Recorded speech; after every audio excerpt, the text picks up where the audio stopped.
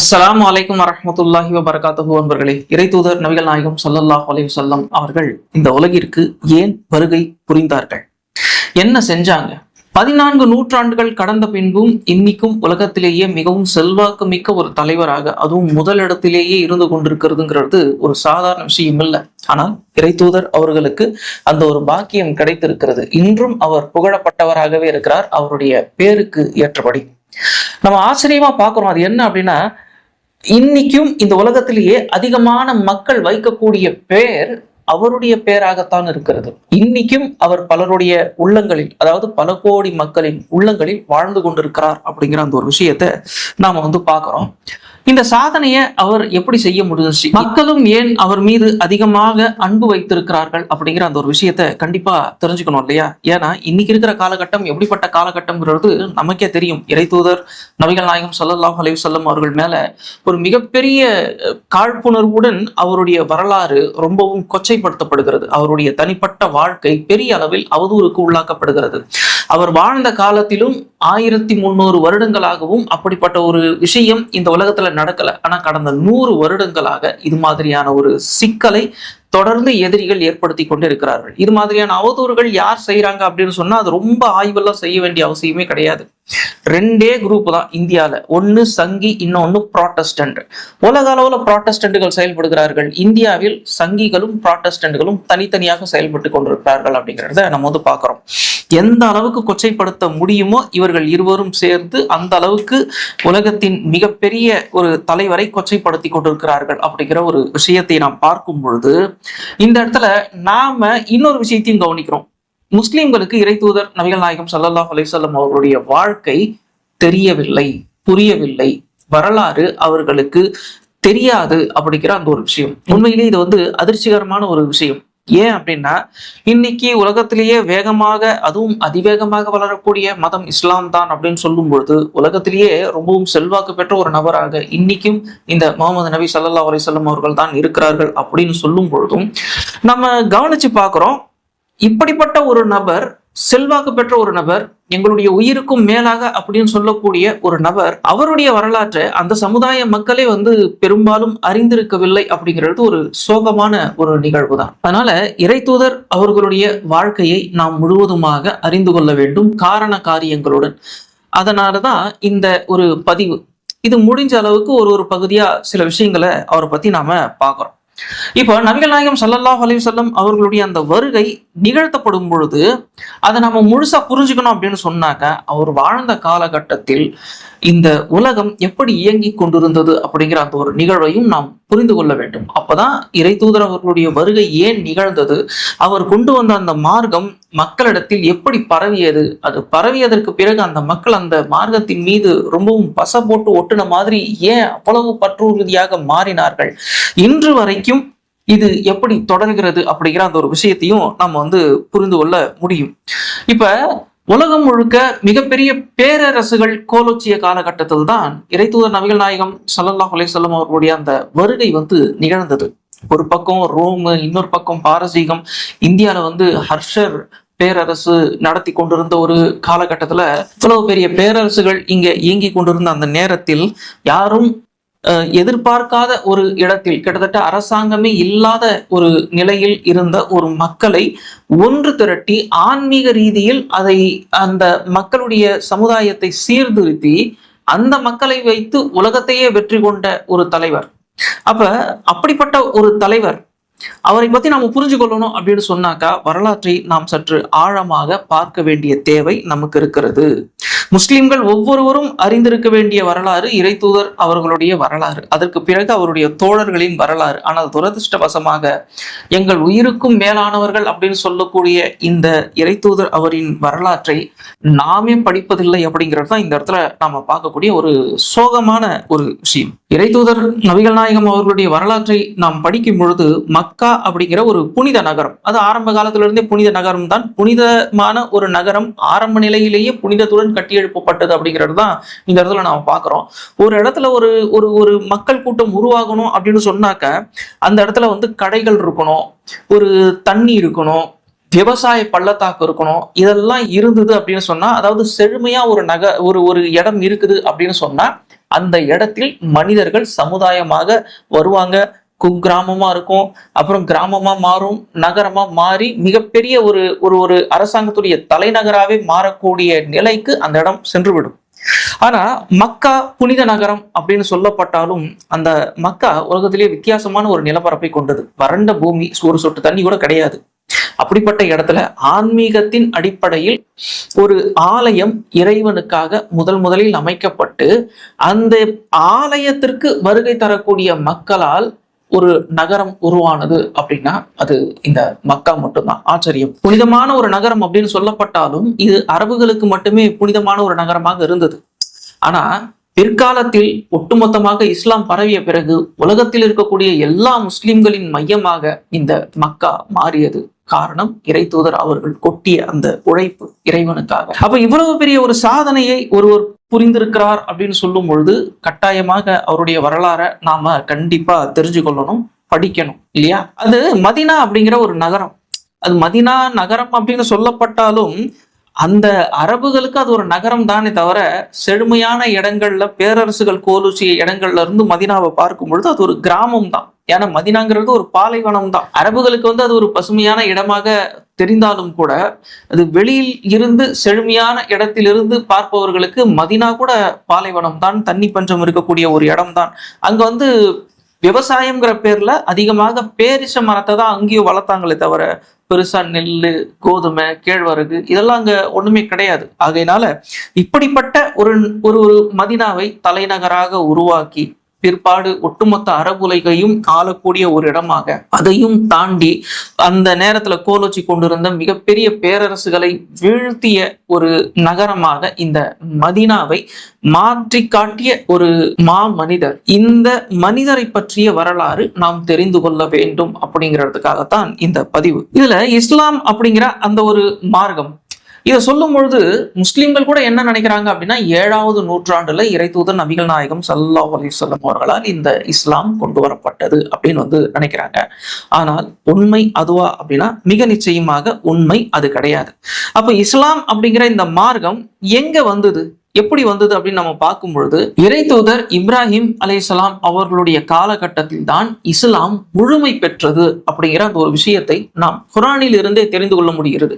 இறை தூதர் இப்ராஹிம் அலைஹிஸ்ஸலாம் அவர்களுடைய காலகட்டத்திற்கும் நம்ம நபி முஹம்மது ஸல்லல்லாஹு அலைஹி வஸல்லம் அவர்களுடைய காலகட்டத்துக்குமான இடைவெளி கிட்டத்தட்ட ஒரு 3000 வருடங்களை தாண்டுகிறது. அப்ப இவ்வளவு நீண்ட இடைவெளி கொண்ட ஒரு மார்க்கத்தை இறை தூதர் நபிகள் நாயகம் ஸல்லல்லாஹு அலைஹி வஸல்லம் அவர்கள் புனரமைத்தார்கள் அப்படிங்கிறது தான் ஒரு உண்மையும் கூட. அது கூட அவரா புனரமைக்கல, இறைவன் புனரமைத்து இப்படி மக்களிடம் எடுத்து சொல்லுங்கள் அப்படிங்கிற ஒரு ஆர்டர் மட்டும்தான். இப்ப இந்த இப்ராஹிம் அலைஹிஸ்ஸலாம் அவர்கள் மூலியமாக முழுமைப்படுத்தப்பட்ட மார்க்கத்தை தான் இறை தூதர் அவர்கள் நம்மிடம் கொண்டு வந்து சேர்த்தார் அப்படிங்கிற அந்த ஒரு விஷயத்த அல்லாஹ் 6வது அத்தியாயம் 161வது வசனத்துல உண்மை வழியில் நின்ற இப்ராஹிமின் மார்க்கம் இது அப்படின்னு சொல்லக்கூடிய வசனத்தின் மூலியமாக நமக்கு இஸ்லாம்ங்கிறது ஒரு பழமையான மார்க்கம் தான் அப்படிங்கிற அந்த ஒரு விஷயத்தை இறைவன் இதன் மூலம் நமக்கு காட்டுறத நம்ம பார்க்கிறோம். இஸ்லாம் அப்படிங்கிற இந்த மார்க்கத்துடைய அர்த்தம் என்ன அப்படின்னு நம்ம பார்த்தோம்னா, அடிபணிந்தோர் அப்படிங்கிறது தான் இதுக்கு அர்த்தம். அதாவது இறைவனுக்கு அடிபணிகிறது. இறைவனுக்கு அடிபணிந்த ஒரு கூட்டத்தை உருவாக்குவது இறை தூதர்களின் வேலையாக இருந்தது. அப்ப முஸ்லிம்னா என்ன அப்படின்னு சொன்னா, தனிப்பட்ட இந்த இஸ்லாத்தை ஏற்றுக்கொண்ட ஒவ்வொரு மனிதருக்கும் முஸ்லீம் அப்படின்னு பேர், அதாவது சரணடைந்தவன் அப்படின்னு பேரு. இந்த சரணடைந்தவன் அப்படிங்கிற இந்த ஒரு பேரை நமக்கு சூட்டியது இறைவன் தான் அப்படிங்கிற அந்த ஒரு விஷயத்தையும் குர்ஆன்ல இருந்து நாம புரிந்து கொள்ள முடிகிறது. 22வது அத்தியாயம் 78வது வசனத்துல அவனே உங்களுக்கு முஸ்லிம்கள் என பெயரிட்டான் அப்படின்னு இறைவன் சொல்லக்கூடிய இந்த வசனத்தின் மூலியமாக இறைவன் தான் நமக்கு, அதாவது இஸ்லாத்தை ஏற்றுக்கொண்ட ஒவ்வொரு தனிப்பட்ட மனிதனுக்கும் முஸ்லிம் அப்படின்னு பேர் வைத்ததாக இறைவன் நமக்கு திருமறையில சொல்றதை நம்ம பார்க்கிறோம். இந்த முஸ்லிம் அப்படின்னா நம்ம ஏற்கனவே சொல்லியிருக்கோம், சரணடைந்தவன் அப்படின்னு அர்த்தம். இஸ்லாம் அப்படின்னா அடிபணிந்தோர் அப்படின்னு அர்த்தம். ஒவ்வொரு இறை தூதரும் தன் மக்களுக்கு செய்த உபதேசமே என்ன அப்படின்னா, நீங்கள் முஸ்லிம்களாக மாறுங்கள், முஸ்லிம்களாக இருங்கள், முஸ்லிம்களாகவே மரணியுங்கள் அப்படின்னு சொன்ன அந்த ஒரு விஷயத்தை குர்ஆன் முழுவதுமே நம்ம பார்க்க முடியும். பழங்கால தூதர்களில் இருந்து இப்ராஹிம் அலைஹிஸ்ஸலாம் அவர்களுடைய காலகட்டத்தில இருந்தே மக்களுக்கு அவர்கள் செய்த உபதேசம், இப்ராஹிம் அலைஹிஸ்ஸலாமாக இருக்கட்டும், அப்புறம் அவருடைய பேரர் யாக்கூப் அலைஹிஸ்ஸலாமாக இருக்கட்டும், நீங்க பாத்தீங்கன்னா 2வது அத்தியாயத்துல 132வது வசனம், என் மக்களே, அல்லாஹ் உங்களுக்காக இம்மார்க்கத்தை தேர்வு செய்துள்ளான், முஸ்லிம்களாகவே தவிர நீங்கள் மரணிக்க கூடாது என்று இப்ராஹிமும் யாக்கூபும் தமது பிள்ளைகளுக்கு வலியுறுத்தினர் அப்படின்னு இறைவன் குர்ஆன்ல சொல்றத நம்ம பாக்குறோம். அப்ப இவர்கள் 2 பேரும் தன்னுடைய காலம் முழுவதும் என்ன சொல்லியிருக்கிறாங்க மக்கள் கிட்ட அப்படின்னா, நீங்க எல்லாருமே முஸ்லிம்களாகத்தான் இருக்கணும் அப்படின்னு சொல்ற அந்த ஒரு விஷயத்த நம்ம பாக்குறோம்.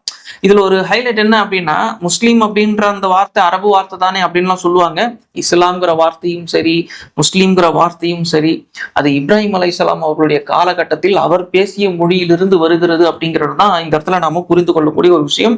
அதாவது இப்ராஹிம் அப்படிங்கிற பேரும் சரி, இஸ்மாயில் அப்படிங்கிற பேரும் சரி, யாக்கூபுங்கிற பேரும் சரி, யூசுப்ங்கிற பேரும் சரி அரபு பேர்களே கிடையாது. மூசா, ஈசா, இது எதுவுமே அரபு பேர்கள் கிடையாது. ஆனா முஸ்லிம்களை இன்னைக்கு என்ன நினைக்கிறாங்க அப்படின்னா, இதெல்லாம் அரபு பேர் அப்படின்னு நினைச்சிட்டு இருக்கிறாங்க. குர்ஆன்ல படிச்சு படிச்சு படிச்சு நமக்கு அப்படியே பழக்கமாயிட்டதுனால நம்ம என்ன நினைக்கிறோம் அப்படின்னு சொன்னா, இது எல்லாமே அரபு பேர்கள், முஸ்லிம் பேர்கள் அப்படின்னு நினைக்கிறோம். ஈசா அப்படிங்கிறது ஹீப்ரு பேர், மூசாங்கிறது ஹீப்ரு பேர், இப்ராஹிம்ங்கிறது அராமிக்ல வருது. அதே மாதிரிதான் இஸ்லாம், முஸ்லிம் அப்படிங்கிறதும் அந்தந்த மொழியிலிருந்து வந்தது. இன்னைக்கு அரபுல இது ஒரு பேராவே மாறிடுச்சு. இந்த வார்த்தைகள்லாம் அரபோட அப்படியே பேஸ்ட் ஆயிடுச்சு அப்படின்னு வேணா நம்ம சொல்லிக் கொள்ளலாமே தவிர, முஸ்லிம்ங்கிற வார்த்தையும் இஸ்லாம்ங்கிற வார்த்தையும் எல்லா தூதர்களும் பயன்படுத்திய ஒன்றுதான். இப்ப 3வது அத்தியாயத்துல 52வது வசனத்தை நீங்க பாத்தீங்கன்னா தெரியும். ஈசா அலைஹிஸ்ஸலாம் அவர்கள் மக்கள்கிட்ட பிரச்சாரம் செய்யறாங்க இல்லையா? அப்ப மக்கள்கிட்ட அந்த பிரச்சாரங்கள் செய்யும் பொழுது எல்லாரும் முஸ்லிம்களாக மாறுங்கள் அப்படின்னு தான் சொல்றாங்க. இப்ப முஸ்லீம் அப்படிங்கிற வார்த்தையை நம்ம அரபுல சொல்லும் போது எல்லாருக்கும் எப்படி தெரியும் அப்படின்னா, இது அரபு வார்த்தை அப்படிங்கிற மாதிரி தெரியும். ஆனா ஈசா அலைஹிஸ்ஸலாம் அவர்கள் சொன்னதை அப்படியே முழுமையா தமிழ் படுத்தி பார்த்தோம்னா, நீங்கள் எல்லாருமே சரணடைந்தவர்களாக மாறுங்கள் இறைவனுக்கு, இதைத்தான் அவர் சொல்றாரு. அப்ப சரணடைந்தவர்களாக அப்படிங்கிற வார்த்தை தான் அங்க முஸ்லீம் அப்படின்னு குறிப்பிடப்படுது. இதை நீங்க தெளிவா புரிஞ்சு கொண்டீங்க அப்படின்னு சொன்னா இந்த குழப்பங்கள் நீங்கிவிடும். அப்போ இப்படி எல்லாம் சொல்லும் பொழுது ஈசா அலைஹிஸ்ஸலாம் மக்கள் கிட்ட அந்த மக்கள் ஏத்துக்க தயங்குறாங்க, நிராகரிக்கிறாங்க, சந்தேகத்தோட பாக்குறாங்க பாருங்க. அப்ப இந்த காலகட்டத்துல, இந்த சூழ்நிலையில இவர்களுடைய இந்த இறை மறுப்பை ஈசா அலைஹிஸ்ஸலாம் அவர்கள் புரிந்து கொள்ளுகிறார்கள். அப்போ புரிந்து கொள்ளக்கூடிய நிலையில் இறைவனுக்காக யார் எனக்கு உதவியாளர்களாக இருக்கிறார்கள் அப்படின்னு கேட்கும் பொழுது சில பேர் வர்றாங்க அந்த மக்கள் கூட்டத்திலிருந்து. அவர்கள் அப்போஸ்தலர்கள் அப்படின்னு சொல்லப்படுகிறது, அதாவது சீடர்கள் அப்படின்னு சொல்லப்படுகிறது. 3வது அத்தியாயம் 52வது வசனம் அவங்க என்ன சொல்றாங்க பாருங்க. ஈசா அலைஹிஸ்ஸலாம் அவர்களிடம், அதாவது ஈசா அலைஹிஸ்ஸலாம் மக்கள் கிட்ட இறை மறுப்பை உணர்கிறார்கள். அப்ப அவங்க கேக்குறாங்க, அல்லாஹ்வுக்காக எனக்கு உதவுவோர் யார் அப்படின்னு அவர் கேட்டார். அவருடைய அந்தரங்க தோழர்கள், நாங்கள் அல்லாஹ்வின் உதவியாளர்கள், அல்லாஹ்வை நம்பினோம், நாங்கள் முஸ்லிம்கள் என்பதற்கு நீங்களே சாட்சியாக இருங்கள் என்றனர். அப்ப நீங்களே சாட்சியாக இருங்கள் அப்படின்னு ஈசா அலைஹிஸ்ஸலாம் கிட்ட யார் சொல்றாங்க அப்படின்னா, இந்த மக்கள்ல சில பேர், அதாவது அவருடைய சீடர்கள் சொல்றாங்க அப்படின்னு சொல்லும் பொழுது, இந்த முஸ்லிம் அப்படிங்கிற இந்த ஒரு தனிப்பட்ட மனிதனை குறிக்கக்கூடிய வார்த்தைகள் எதுவும் இந்த ஆப்ரஹாம் ரிலிஜனுக்கு அந்நிய வார்த்தைகள் கிடையாது அப்படிங்கிறத நீங்க புரிஞ்சுக்கணும். அது மட்டும் இல்ல, இந்த ஃப்ரௌன் கிட்ட அந்த சூனியக்காரர்கள் சிக்குவாங்க. நீங்க அந்த வரலாறை கேள்விப்பட்டிருப்பீங்க. ஃபிரௌன் மூசா அலைஹிஸ்ஸலாம் அவர்களை தோற்கடிக்கிறதுக்காக இந்த சூனியக்காரர்களை ஒன்று திரட்டி கொண்டு வருவான். எதுக்காக அப்படின்னா, மூசா அலைஹிஸ்ஸலாம் அவர்கள் அவர்களுடைய கைத்தடியை வைத்து அதை பாம்பாக மாற்றுகிறார்கள். அப்புறம் அந்த தண்ணியை ரத்தமா மாத்துறாங்க. இதெல்லாம் பார்த்து இந்த அற்புதத்தை அவன் எப்படி எடுத்துக்கிட்டான் அப்படின்னா, இவர் சூனியம் பண்றாரு, மேஜிக் தான் காட்டுறாரு, அதனால இதை நான் உடைக்க போறேன் அப்படின்னு சொல்லிட்டு தன்னுடைய நாட்டில் இருக்கக்கூடிய கை தேர்ந்த சூனியக்காரர்கள், யாரும் கத்துக்குட்டி கிடையாது, இவங்க எல்லாருமே ரொம்பவும் பிரசித்தி பெற்றவர்கள், புகழ் பெற்றவர்கள். அந்த நேரத்துல இவங்க ஒரு இடத்துல சூனியம் பண்றாங்க அப்படின்னா அமௌண்ட் எல்லாம் பெருசா வாங்குவாங்க. அந்த அளவுக்கு பார்த்து பார்த்து சூஸ் பண்ண ஒரு மிகப்பெரிய கை தேர்ந்த சூனியக்காரர்களைத்தான் ஃபிரௌன் என்ன பண்ணான் அப்படின்னா கூட்டுக்கிட்டு வந்தான். அப்படி கூட்டுக்கிட்டு வந்த ஃபிரௌனு மூசா அலைஹிஸ்ஸலாம் முன்னாடி அந்த சூனியத்தை செஞ்சு காட்டுங்க, மூசா அலைஹிஸ்ஸலாம் நீங்க வெற்றி அடைஞ்சு காட்டுங்க, நீங்க எனக்கு நெருக்கமா மாறிடுவீங்க, மிகப்பெரிய பரிசுகள் உங்களுக்கு உண்டு அப்படின்னு சொல்லும் பொழுது மூசா அலைஹிஸ்ஸலாம் அவர்களுடைய அந்த கைத்தடியின் முன்பு இவர்களுடைய சூனியங்கள் விழுந்து விட்டது. ஆச்சரியம் என்னன்னா, எங்களை தோற்கடிச்ச ஆளை நாங்க எப்படியாவது ஜெயிக்கணும் அப்படிங்கிற ஒரு மனநிலை இவர்களுக்கு இல்லை. இவங்க என்ன பண்ணாங்க அப்படின்னா, நம்ம பண்ணது சூனியம், பொய்யான ஒரு விஷயம். ஆனா இவர் அற்புதமா செஞ்சு காட்டும் பொழுது மிக நிச்சயமா இறைவனுடைய பின்னணி இல்லாம இந்த மூசா செஞ்சு காட்டியிருக்க முடியாது. எனவே அவர் உண்மையிலேயே இறை தூதராகத்தான் இருக்க வேண்டும் அப்படிங்கிற முடிவுக்கு அவங்க அவர்களும் முஸ்லிம்களாவே மாறிட்டாங்க. அப்போ ஃபிரௌன் என்ன பண்றான் அப்படின்னு சொன்னா, என் அனுமதி இல்லாமலே நீங்க மூசா அலைஹிஸ்ஸலாமை ஏத்துக்குவீங்களா? அப்ப நான் அவங்கள கொலை பண்ணுவேன். அப்ப நான் அவங்களை எப்படி கொல்லுவேன் அப்படின்னு சொன்னா, சிலுவையில் அறைந்து கொல்லுவேன், மாறு கால் மாறு கை வாங்குவேன் அப்படிங்கிறான். அந்த சாவு ரொம்பவும் கொடூரமான ஒரு சாவு. அந்த கொடூரமான சாவு, சித்திரவதையான அந்த சாவை அவர்கள் அந்த நேரத்துல இப்படிதான் நம்ம சாக போறோங்கிறது அந்த சூனியக்காரர்களுக்கு தெரிகிறது. ஆனா சத்தியத்தை கண்ணு முன்னாடி பார்த்துட்டதுனால சூனியம் செய்த தாங்கள் நரகத்துக்கு செல்வோம், ஆனா இந்த ஒரு சித்திரவதையை பொறுத்து கொண்டால் இறைவனிடம் நாம் மீண்டு விடலாம் நம்பிக்கையோடு அவங்க என்ன சொன்னாங்க அப்படின்னா, 7வது அத்தியாயம் 26வது வசனம், எங்கள் இறைவனின் சான்றுகள் எங்களிடம் வந்தபோது அதை நம்பினோம் என்பதற்காகவே எங்களை நீ தண்டிக்கிறாய். எங்கள் இறைவா, எங்களுக்கு பொறுமையை தருவாயாக, எங்களை முஸ்லிம்களாக மரணிக்க செய்வாயாக என்றனர். அப்போ இந்த இடத்துல பாருங்க, இறைவா நாங்க உன்னுடைய அத்தாட்சியை பார்த்து ஏத்துக்கிட்டோம், இப்ப நாங்க கொஞ்ச நேரத்துல மரணிச்சிருவோம், இறைவா எங்களை முஸ்லிம்களா மரணிக்க செய், அதாவது உனக்கு சரணடைஞ்சவர்களாவே எங்களை மரணிக்க வச்சிரு அப்படிங்கிற ஒரு பிரார்த்தனைய அவங்க செய்யறத நம்ம பார்க்கிறோம். அப்ப எவ்வளவு அழகான ஒரு விஷயத்தை இந்த இடத்துல இறைவன் நமக்கு வரலாற்று பதிவாக ஒரு சான்றாக இங்க கூறிக்கொண்டு வருகிறார் அப்படிங்கிற அந்த ஒரு விஷயத்தை நம்ம கூர்ந்து பார்க்கிறோம்.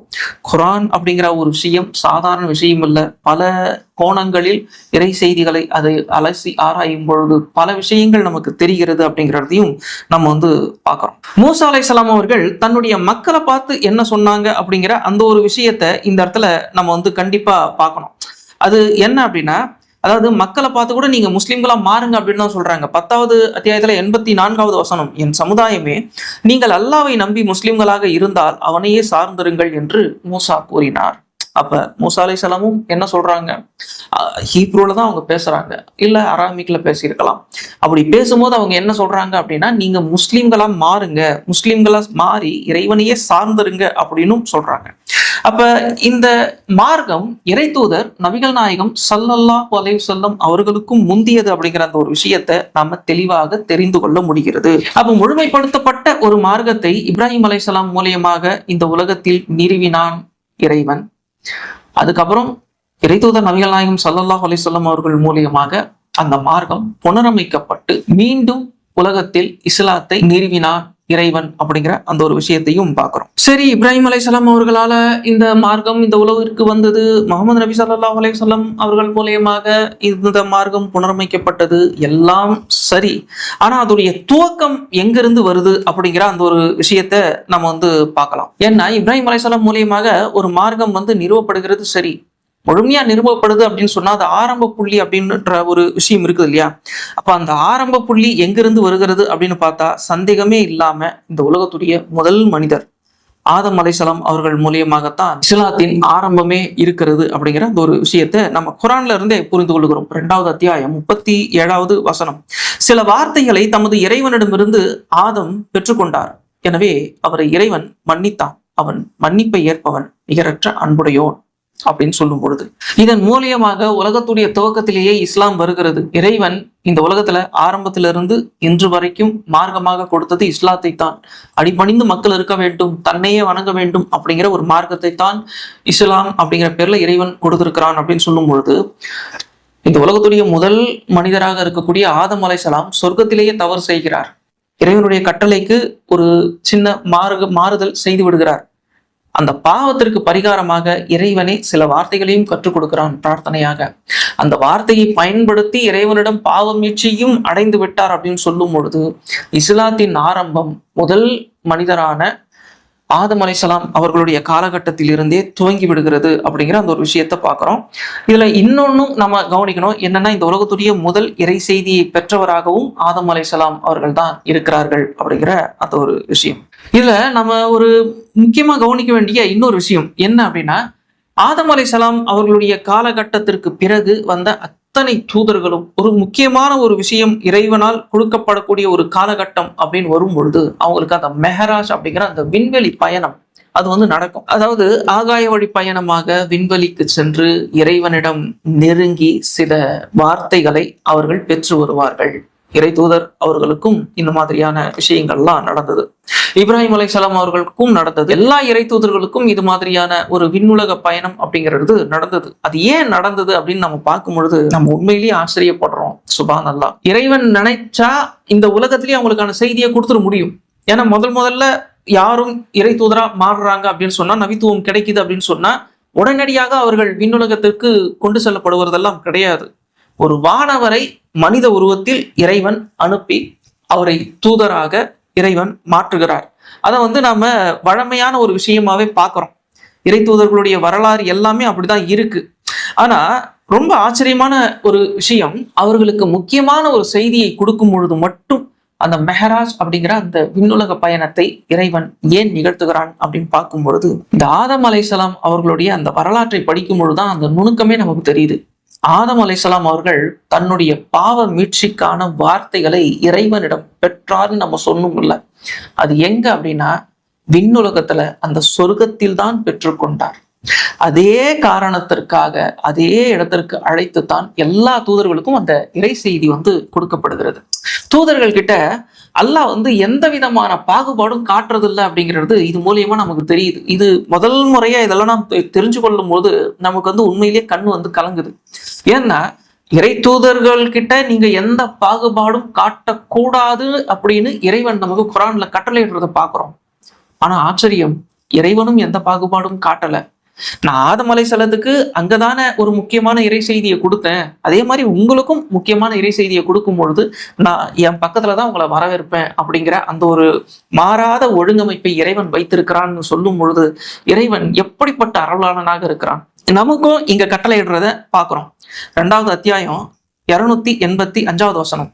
இத்தூதர் தமது இறைவனிடமிருந்து தமக்கு அருளப்பட்டதை நம்பினார். நம்பிக்கை கொண்டோரும் அல்லாவையும் அவனது வானவர்களையும் அவனது வேதங்களையும் அவனது தூதர்களையும் அனைவரும் நம்பினார்கள். அவனது தூதர்களில் எவருக்கு இடையேயும் வேற்றுமை காட்ட மாட்டோம், செவ்யுற்றோம், கட்டுப்பட்டோம். எங்கள் இறைவா, உனது மன்னிப்பை உன்னிடமே திரும்புதல் உண்டு, எனவே வேண்டுகிறோம் அப்படிங்கிற அந்த வசனம். இந்த வசனத்துல சொல்றது என்னன்னா, எந்த தூதர்கள் கிட்டையும் நீங்க பாகுபாடு காட்டக்கூடாது, அப்பதான் நீங்க உண்மையான முஸ்லிம்களா இருப்பீங்க அப்படிங்கிறது தான். இப்படியெல்லாம் சொல்லக்கூடிய இறைவனும் எந்த பாகுபாடும் தன்னுடைய தூதர்கள் கிட்ட காட்டல அப்படிங்கிற அந்த ஒரு விஷயத்தை பார்க்கும் பொழுது உண்மையிலேயே ரொம்ப நெகிழ்ச்சியா இருக்குது அப்படின்னு தான் சொல்லணும். தவிர இறை தூதர்கள் எப்படிப்பட்ட நிலையில் அனுப்பப்படுகிறார்கள் அப்படின்னு நம்ம பார்க்கும் பொழுது, முழுக்க மக்கள் வழிகேட்டில் இருக்கும் பொழுதுதான் அந்த மக்களுக்கு இறை தூதர்கள் அனுப்பப்படுகிறார்கள். அந்த இறை தூதர்கள் வானத்திலிருந்து புதுசாலாம் இறங்கி வர மாட்டாங்க. மனிதர்கள்லயே சிறந்தவர்கள் அந்த சமுதாயத்துல யார் அப்படின்னு பார்த்து அவர்களை இறைவன் நபித்துவத்துக்காக தேர்ந்தெடுக்கிறான் அப்படிங்கிற அந்த ஒரு விஷயத்தை நம்ம குரான்ல இருந்தே புரிஞ்சு கொள்ளுகிறோம்.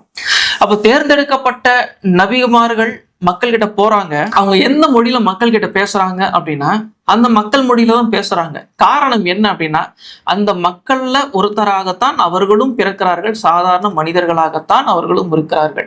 அவர்களுடைய குணங்களை பார்த்து இறைவன் அவர்களுக்கு நிபுணத்து கொடுக்கும் பொழுது அவர்கள் அந்த மொழியிலேயே பேசக்கூடியவர்களாக இருக்கிறார்கள் அப்படிங்கிறத நம்ம பாக்குறோம். இதுல ஒவ்வொரு சமுதாயத்துக்கும் ஒவ்வொரு தூதர் அப்படின்னு சொல்லக்கூடிய அந்த ஒரு விஷயம் இருக்குது இல்லையா. இதுல நீங்க பாத்தீங்கன்னா 4வது அத்தியாயம் 41வது வசனம், ஒவ்வொரு சமுதாயத்திற்கும் சாட்சியை நாம் கொண்டு இவர்களுக்கு உண்மை சாட்சியாக நாம் கொண்டு வரும்போது எப்படி இருக்கும் அப்படின்னு சொல்லும் பொழுது, இப்போ இறை தூதரை இந்த மக்களுக்கு சாட்சியாக இறைவன் இறுதி நாளில் கொண்டு வருவான் அப்படிங்கிற ஒரு விஷயத்தை புரிஞ்சு கொள்ள முடிகிறது. ஒவ்வொரு சமுதாயத்திற்கும் சாட்சியை நாம் கொண்டு அப்படின்னு சொல்லக்கூடிய அந்த வசனத்தை நாம் பார்க்கும் பொழுது நாம் எப்படி புரிந்து கொள்ளுகிறோம்னா, ஒவ்வொரு சமுதாயத்துக்கும் சாட்சி அவர்களின் இறை தூதர்களாக இருக்கிறார்கள் அப்படிங்கிற அந்த ஒரு விஷயத்த நாம புரிந்து கொள்ள முடிகிறோம். ஆக ஒவ்வொரு சமுதாயத்திற்கும் இறை தூதர்கள் தனித்தனியே வந்திருக்கிறார்கள், அவர்களுடைய மொழியிலேயே வந்திருக்கிறார்கள். 23வது அத்தியாயத்துல 44வது வசனம் அது ரொம்ப தெளிவா பேசும். பின்னர் நமது தூதர்களை தொடர்ச்சியாக அனுப்பினோம், ஒவ்வொரு சமுதாயத்திற்கும் அதன் தூதர் வந்தபோது அவரை பொய்யரென கருதினர். ஆகவே அவர்களில் சிலருக்கு பின் வேறு சிலரை தொடரச் செய்தோம். அவர்கள் பழங்கதைகளாக ஆக்கினோம் அப்படின்னு அந்த வசனம் நீள்றத நம்ம பாக்குறோம். அப்ப இதுல இருந்து நம்ம புரிந்து கொள்ளக்கூடிய விஷயம் மிக நிச்சயமாக ஒவ்வொரு சமுதாயத்திற்கும் தூதர்கள் வந்திருக்கிறார்கள், அதுவும் தனித்தனியாக வந்திருக்கிறார்கள் அப்படிங்கிற விஷயத்தை நாம் தெளிவாக புரிந்து கொள்ளுகிறோம். 14வது அத்தியாயம் 4வது வசனத்துல எந்த ஒரு தூதரையும் அவர் தமது சமுதாயத்திற்கு விளக்கி கூறுவதற்காக சமுதாயத்தின் மொழியிலேயே அனுப்பினோம். தான் நாடியோரை அல்லாஹ் வழிகேட்டில் விட்டுவிடுகிறான், தான் நாடியோருக்கு நேர்வழி காட்டுகிறான், அவன் மிகைத்தவன் ஞானம் மிக்கவன் அப்படின்னு சொல்லும் பொழுது ஒவ்வொரு சமுதாயத்திற்கும் ஒரு தூதர் அவர்களுடைய மொழியிலேயே சென்றிருக்கிறார்கள் அப்படிங்கிற அந்த ஒரு விஷயத்தை நாம் தெளிவாகவே தெரிந்து கொள்ள முடிகிறது. சரி, இந்த தூதர்கள் எல்லாம் போனாங்க, எல்லாம் சரி, அந்த தூதர்கள் எல்லாருமே மக்களுக்கு வழிபாடுகளை கற்றுக் கொடுத்தார்களா அப்படின்னா 100% அந்த மக்களுக்கு அவர்கள் வழிபாடுகளை துல்லியமாக கற்றுக் கொடுத்தார்கள். அந்த வழிபாடு அப்படிங்கிற அந்த தொழுகை முறை என்னவாக இருந்தது அப்படின்னு சொன்னா அது நமக்கு தெரியாது. ஆனால் வழிபாட்டு முறைகளை பொறுத்த வரைக்கும் இறைவனின் துணையோடு, இறைவனின் வழிகாட்டுதலோடு இறை தூதர்கள் அந்த மக்களுக்கு அறிவித்து கொடுத்தார்கள் அப்படிங்கிறது தான் நாம புரிந்து கொள்ளக்கூடிய செய்தி. அதுக்கான வசனம் 22வது அத்தியாயம் 34வது வசனம். அதுல வரக்கூடிய விஷயம் என்ன அப்படின்னா, ஒவ்வொரு சமுதாயத்திற்கும் வழிபாட்டு முறையை ஏற்படுத்தியுள்ளோம் அப்படிங்கிறது தான். அப்போ ஒவ்வொரு சமுதாயத்திற்கும் அந்த தூதர்கள் அந்த நேரத்துல சில வழிபாட்டு முறைகளை செய்து கொடுத்தார்கள். இறை தூதர் நபிகள் நாயகம் ஸல்லல்லாஹு அலைஹி வஸல்லம் அவர்களுடைய காலகட்டத்தில் வந்த இந்த வழிபாட்டு முறை அப்படிங்கிறது இன்னைக்கு உலகளாவிய வழிபாட்டு முறையாக இருக்கிறது. அப்ப இவருக்கு முந்தைய தூதர்கள் செய்த அந்த வழிபாட்டு முறை அப்படிங்கிறது வழக்குடைந்து விட்ட ஒன்று, அது இறைவனால் நீக்கப்பட்டு விட்டது. அந்த வழிபாட்டு முறையை இன்னைக்கு யார் செஞ்சாலும் இறைவனால் ஏற்றுக்கொள்ளப்பட முடியாதுங்கிறது தான் விஷயம். ஏன்னா இஸ்லாம் அப்படிங்கிறது முழுமைப்படுத்தப்பட்ட மார்க்கம். இதுவே இறுதியான ஒரு மார்க்கமாக இறைவனால் முடிவு செய்யப்பட்டு விட்ட காரணத்தினால இறை தூதர்களால் முன்பு கொண்டு வந்த வழிபாட்டு முறைகள் இன்னைக்கு செல்லாது அப்படிங்கிறது தான் இந்த இடத்துல நாம புரிந்து கொள்ளக்கூடிய செய்தி.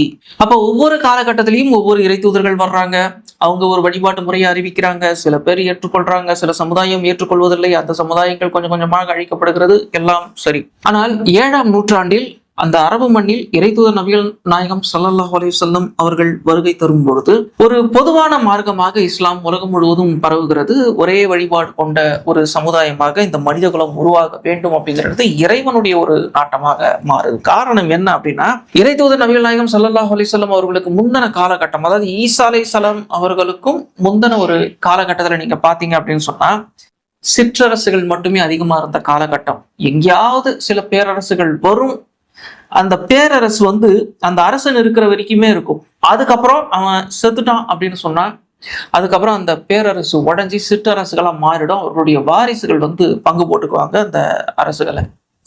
அப்ப இது மாதிரியான ஒரு காலகட்டத்தில் வந்த தூதர்கள் தங்களுடைய மக்களுக்கு தங்களுடைய மொழியிலேயே எல்லா இறையழைப்பு பணியையும் செய்துவிட்டு சென்றார்கள்.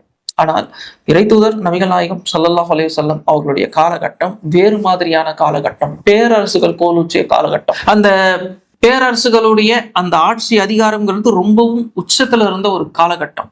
ஒரு பக்கம் ரோம், இன்னொரு பக்கம் பாரசீகம், இன்னொரு பக்கம் அபிசீனிய பேரரசு. அபிசீனிய பேரரசுன்னு சொல்லும் போது எல்லாரும் அதை சின்ன பேரரசு மாதிரி இன்னைக்கு நினைச்சுக்கிட்டு இருக்கிறாங்க.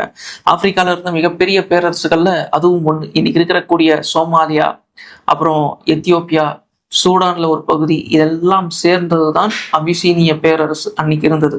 இந்தியால ஹர்ஷருடைய ஆட்சி காலம் பெரிய பேரரசாக இந்தியாவும் இயங்கி கொண்டிருந்த ஒரு காலகட்டம். அப்ப பலதரப்பட்ட மொழிகள் பேசக்கூடிய மக்கள் ஒரு பேரரசுக்கு கீழே வந்திருந்த ஒரு காலகட்டம் அப்படின்னு சொல்லும் பொழுது இந்த மக்கள் அனைவருக்குமான ஒரு மார்க்கத்தை கொடுக்க வேண்டிய தேவை தன்னாலேயே உருவாகிருச்சு அப்படிங்கிற அந்த ஒரு விஷயத்த நாம பார்க்கிறோம். அப்ப இப்படிப்பட்ட ஒரு நேரத்துல அரசே இல்லாத ஒரு கூட்டம் இந்த மத்திய கிழக்குல அரபுகளால் இயங்கி கொண்டிருக்கிறது, அவர்கள் இனக்குழுக்களால் இயங்கி கொண்டிருக்கிறார்கள் அப்படின்னு சொல்லும் பொழுது இப்ப இங்க இருந்து ஒரு வழிகாட்டலை கொண்டு உலகம் முழுவதும் கொண்டு போய் சேர்க்குதுங்கிறது ஒரு சுலபமான ஒரு காரியமாக இருந்தது. அப்ப இறைத்தூதர் அவர்கள் இறைவனின் நாட்டத்திற்கு ஏற்ப மத்திய கிழக்கிலிருந்து வருகை புரிந்தார்கள் அப்படிங்கிற அந்த ஒரு விஷயத்தை நாம தெளிவாக தெரிந்து கொள்ளுகிறோம். இதுல நீங்க கவனிச்சீங்க அப்படின்னா இதுக்கு முன்னாடி வந்த தூதர்கள் எல்லாருமே அந்தந்த சமுதாயத்துக்கு மட்டுமே தூதர்களாக இருந்திருக்கிறாங்க. வேறு சமுதாயத்திற்கு அவர்கள் தூதர்களாகவும் இருக்கல, வேறு சமுதாயத்திற்கு இவர்களுடைய வழிபாட்டையும் கொண்டு போகல, கொள்கையையும் கொண்டு போகல. ஆனால் இறை தூதர் முகமது நபி அவர்களுடைய காலகட்டம் வேறாக இருந்தது. உலகத்திற்கே ஒரே தூதர் அப்படிங்கிற ஒரு நிலையை எட்ட வேண்டிய சூழல் வந்திருந்தது. அப்ப இதன் காரணமாக உலகத்திற்கே அருட்கொடையாக இறை தூதர் நபிகள் நாயகம் ஸல்லல்லாஹு அலைஹி வஸல்லம் அவர்கள் இருந்தார்கள்ங்கிறத நம்ம பார்க்கிறோம்.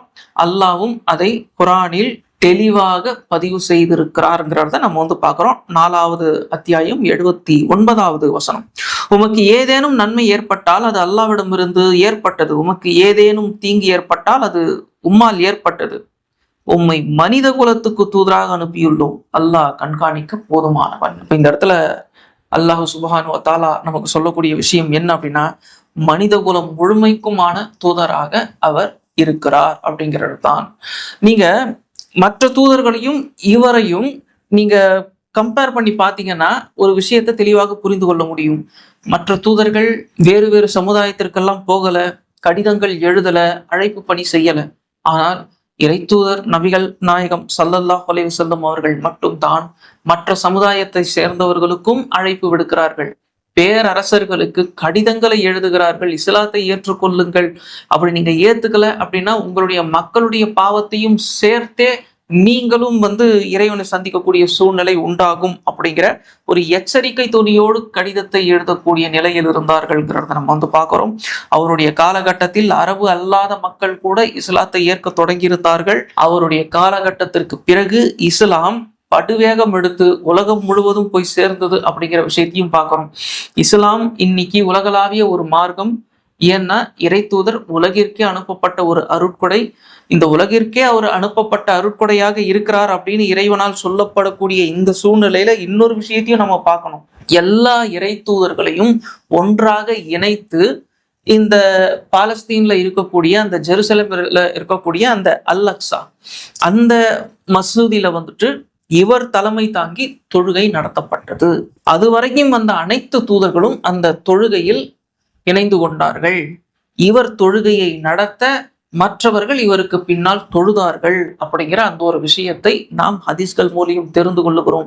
மற்ற நபிமார்களுக்கெல்லாம் இவர் தலைவராக இருக்கிறார் அப்படிங்கிறதுனால்தான் நபிகள் நாயகம் அப்படின்னு சொல்றோம்.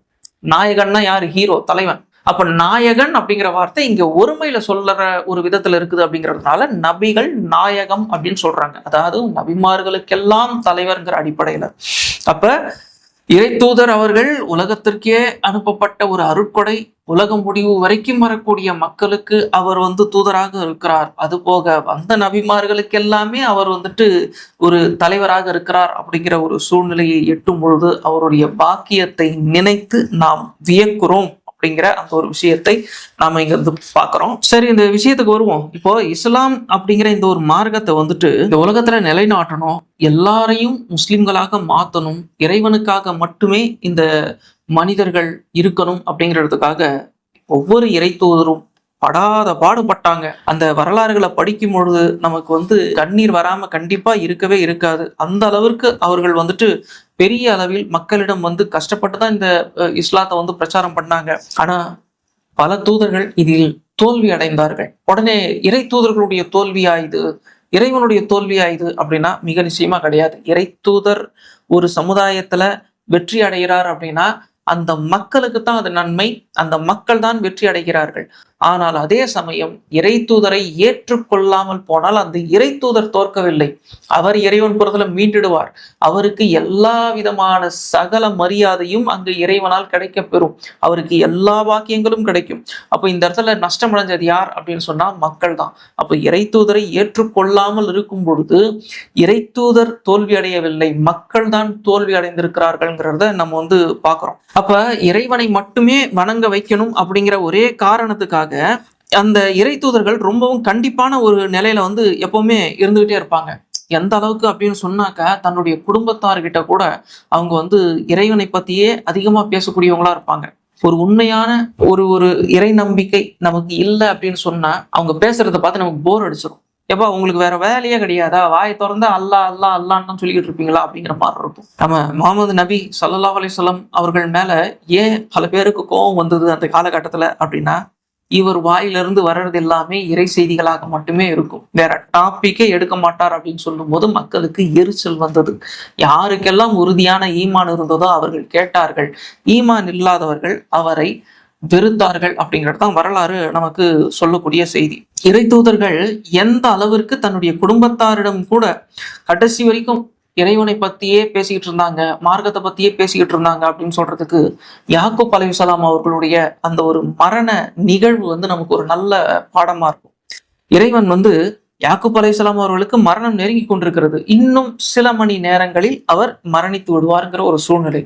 சுத்தி எல்லாரும் நிக்கிறாங்க. அந்த நேரத்துல நீங்க நல்லா இருக்கணும், ஒத்துமையா இருக்கணும், நீ இவங்ககிட்ட சண்டை போடக்கூடாது, நீ இவங்ககிட்ட விட்டு கொடுத்து வாழணும், இதை உபதேசம் பண்ணல. அவர் கேட்ட கேள்வி, அவர் சொன்ன விதம் ஆச்சரியமா இருக்கும்.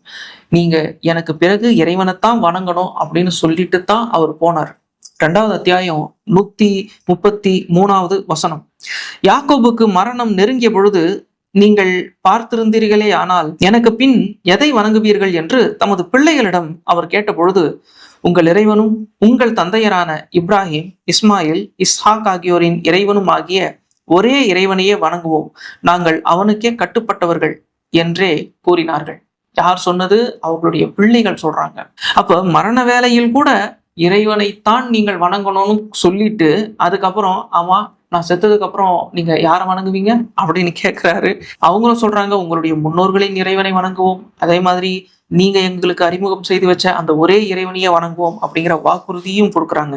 ஆக இஸ்லாம் அப்படிங்கிறது ஆதம் அலைஹிஸ்ஸலாம் அவர்களுடைய காலகட்டத்தில் இருந்து தொடர்ந்து பயணம் பண்ணிக்கிட்டே இப்ராஹிம் அலைஹிஸ்ஸலாம் அவர்கள் காலகட்டத்தில் அது முழுமை அடைந்தது. இறை தூதர் நபிகள் நாயகம் ஸல்லல்லாஹு அலைஹி வஸல்லம் அவர்களுடைய காலகட்டத்தில் அது புனரமைக்கப்பட்டது அப்படிங்கிறத நம்ம பார்க்கிறோம். அது இறை தூதர்கள் தொடர்ந்து இறைவனை பற்றி அதிகமாக பேசி கொண்டிருந்ததுனால மக்களால் வெறுக்கப்பட்டார்கள் அப்படின்னு நம்ம சொன்னோம் இல்லையா? அந்த வெறுப்பு சாதாரணமான ஒரு வெறுப்பாக இருக்கல. அந்த மக்கள் அவங்க கிட்ட உறவு முறையை முறிச்சுக்குவாங்க, கொடுக்கல் வாங்கலை முறிச்சுக்குவாங்க, அவங்களுக்கு வேலை வாய்ப்புகள் கிடைக்காது. அதே மாதிரி இறை தூதர்கள்கிட்ட பணம் இருந்தாலும் கூட கடைக்கு போய் எந்த பொருளையும் வாங்க முடியாது, கொடுக்க மாட்டோம் அப்படின்னு புறக்கணிப்பாங்க. இது மூலியமா பசி பட்டினியால வாடிக்கிட்டு இருந்தாங்க. ஆய்வாளர்கள் என்ன சொல்றாங்க அப்படின்னு சொன்னா, மார்க்க அறிஞர்கள் இந்த உலகத்திலேயே அதிகமா கஷ்டப்பட்டவங்க இறை தூதர்கள் தான் அப்படின்னு சொல்றாங்க. அதுக்கான காரணம் என்ன அப்படின்னா மக்கள் புறக்கணிப்பு. அது ஒன்னே போதும். பெரிய அளவுல மக்கள் புறக்கணிக்கும் பொழுது அது இறை தூதர்களாகவே இருந்தாலும் அது எந்த அளவுக்கு அவங்க வாடி வதங்கி இருப்பாங்க அப்படிங்கிறது நம்ம நினைச்சு பார்க்கும் பொழுதே அது தெரியுது. எந்த அளவுக்கு இறை தூதர்கள் இந்த இஸ்லாத்தை நிலைநாட்டுவதற்கு அலைகழிக்கப்பட்டார்கள் அப்படின்னு நம்ம பார்க்கும் பொழுது அதையும் குரான்ல இறைவன் சொல்றதை நம்ம பார்க்கிறோம். இறைவனின் வெற்றி எப்பொழுது வரும் அப்படின்னு சொல்லக்கூடிய அளவுக்கு, அதாவது கதறக்கூடிய அளவிற்கு இறை தூதர்களுடைய வாழ்க்கை முறை இருந்தது அப்படின்னு சொல்லிட்டு அதுக்கப்புறம் இறைவனின் வெற்றி இறுதியாக அவர்களுக்கு வந்தது, அவர்கள் வெற்றி அடைந்தார்கள் அப்படின்னு இறைவன் சொல்ற அந்த ஒரு சுப செய்தியும் அதுல நம்ம பார்க்கிறோம். ஆக இஸ்லாம் அப்படிங்கிற ஒரு மார்க்கம் சாதாரணமான நிலையில், எளிமையான ஒரு நிலையில் இந்த உலகிற்கு வந்துவிடவில்லை. கஷ்டப்பட்டு தான் இறை தூதர்கள் இந்த மார்க்கத்தை உலகத்திற்கு கொண்டு வந்து சேர்த்தார்கள். ஆதம் அலைஹிஸ்ஸலாம் மூலியமாக கொஞ்சம் கொஞ்சமாக மெருகேறிய இஸ்லாம் இப்ராஹிம் அலைஹிஸ்ஸலாம் மூலியமாக முழுமையடைந்தது. அதற்கு பிறகு இறை தூதர் மூலியமாக அது புனரமைக்கப்பட்டது. இன்னைக்கு இந்த இஸ்லாம் அதிவேகமாக வளர்ந்து கொண்டிருக்கக்கூடிய மார்க்கம் அப்படிங்கிற ஒரு நிலையை எட்டியிருக்கிறது. இது பல பேருக்கு வெறுப்பையும் காழ்ப்புணர்வையும் கூட ஏற்படுத்தி இருக்கிறது. ஆனா இந்த இடத்துல நம்ம சொல்லக்கூடிய ஒரு விஷயம் என்னன்னா, இஸ்லாம் இன்னைக்கு உலகத்திலேயே அதிவேகமாக வளர்கிறது அப்படிங்கிற ஒரு நிலைக்கு சென்றதற்கு காரணம் உண்மையில் முஸ்லிம்கள் கிடையாது. முஸ்லிம் இல்லாதவர்கள் இறை தூதரை பற்றியும் இஸ்லாத்தை பற்றியும் குரானை பற்றியும் தொடர்ந்து கடுமையாக விமர்சனம் செய்யும் பொழுது முஸ்லிம் இல்லாதவர்களுக்கு கியூரியாசிட்டியை அவங்களே உண்டாக்கி விட்டுடுறாங்க. இதன் காரணமாக இஸ்லாத்தை அறிந்து கொள்ளக்கூடிய ஒரு நிலைக்கு செல்பவர்கள் ஒரு கட்டத்தில் இஸ்லாத்தை ஏற்றுக்கொள்ளக்கூடிய நிலைக்கு சென்று விடுகிறார்கள். ஆக இஸ்லாத்தை உலகம் முழுவதும் கோடிக்கணக்கான மக்கள் ஏற்றுக்கொள்ளக்கூடிய நிலையில் அதில் 10% கூட முஸ்லிம்களின் பங்கு இல்லை அப்படின்னு தான் நாம இங்க சொல்லிக் கொள்ளுகிறோம். இந்த இஸ்லாம் இறை தூதர் காலகட்டத்தில் புனரமைக்கப்பட்டது அப்படின்னு நம்ம சொன்னோம் இல்லையா? அந்த இறை தூதர் காலகட்டத்துல புனரமைக்கும் பொழுது நம்ம இந்த இடத்துல கூர்ந்து பார்க்கிறோம். ஒவ்வொரு மொழி பேசக்கூடிய மக்களுக்கும் ஒரு தூதரை அனுப்பின இறைவன், அந்தந்த மொழியிலேயே அந்த தூதர்களை அனுப்பின இறைவன். அதுக்கப்புறம் ஒரு காலகட்டத்துல இஸ்ராயல் அப்படிங்கிற ஒரு மக்களை முழுமையாக தேர்ந்தெடுத்த இறைவன், ஹீப்ரு பேசக்கூடிய அந்த மக்களை தேர்ந்தெடுத்த இறைவன், வரிசையாக இறை தூதர்களை அந்த சமுதாயத்தில் அனுப்பிய இறைவன். அவர்களை ஆட்சியாளர்களாக தொடர்ந்து வைத்திருந்த இறைவன் அந்த 7ஆம் நூற்றாண்டுல அப்படியே மாறி அந்த அரபு மக்களை தேர்ந்தெடுத்தது ஏன்? அரபு மக்களுடைய அந்த புனித தலத்தை ஒட்டுமொத்தமாக உலக மக்களுக்கு புனித நகரமாக மாற்றியது ஏன் அப்படிங்கிற அந்த ஒரு விஷயத்தை நாம் கண்டிப்பாக தெரிந்து கொள்ளணும். இறை தூதர் முகமது நபி அவர்கள் ஒரு அரபி. அந்த அரபு சமுதாய மக்கள் ரொம்பவும் தரம் தாழ்ந்த நிலையில் இருந்தார்கள் அப்படின்னு வரலாற்று ஆய்வாளர்களால் சொல்லப்படுகிறது. அப்ப அந்த காட்டுமிராண்டி அரபுகளை ஒன்று திரட்டி ஒரு நவநாகரீக ஆன்மீக புரட்சியை அவர்களிடம் ஏற்படுத்தி உலகத்தையே வெல்லும் வாய்ப்பை இறைவன் ஏன் அவர்களுக்கு கொடுத்தார் அப்படிங்கிற அந்த ஒரு விஷயத்தையும் நாம் கண்டிப்பாக தெரிந்து கொள்ள வேண்டும். இதெல்லாம் தெரிந்து கொண்டால்தான் இறை தூதர் அவர்களுடைய வருகை எவ்வளவு முக்கியத்துவமாக இந்த உலகத்திற்கு இருந்தது, இன்னைக்கும் அவருடைய உபதேசங்களும் அவர் கொண்டு வந்து நமக்கு கொடுத்த இறை வேதமும் எந்த அளவிற்கு நமக்கு பயன்படுத்தி கொண்டிருக்கிறதுங்கிற விஷயத்தையும் நாம் தெரிந்து கொள்ள முடியும். இறை தூதர் அவர்களின் வரலாறு நமக்கு மிக மிக முக்கியம். ஆக தொடர்ந்து இந்த விஷயத்தை பற்றி நாம் பேசுவோம் இன்ஷா அல்லாஹ். அடுத்த பதிவில் சந்திப்போம். அஸ்ஸலாமு அலைக்கும் வரஹ்மத்துல்லாஹி வபரகாத்துஹு அன்பர்களே.